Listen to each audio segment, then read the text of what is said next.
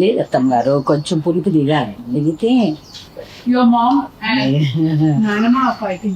వేసవి కాలంలో ఒక రకంగా గ్రీటింగ్స్ చెబుతుంది మనకి ఆవకాయ. చాలా ఆనందాన్ని, అభిరుచిని రుచిగా మార్చి అందిస్తుంది. కొన్ని సంవత్సరాల నుంచి ఇది ఎలాగా మా అమ్మమ్మ నాయనమ్మ అందరి దగ్గర నుంచి వస్తుందమ్మా ఇది.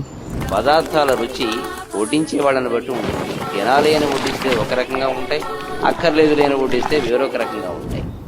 ఇది పెట్టడం అనేది ఒక ఆనవాయితీ. పెట్టిన కొత్తల్లో మరీ బాగుంటది.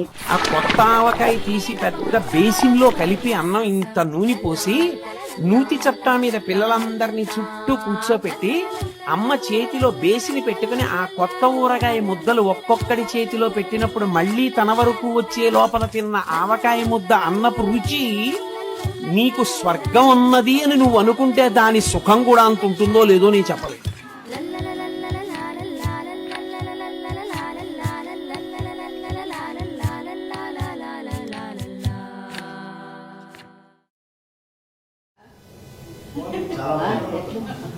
బాగుందా? థ్యాంక్ యూ నాన్న.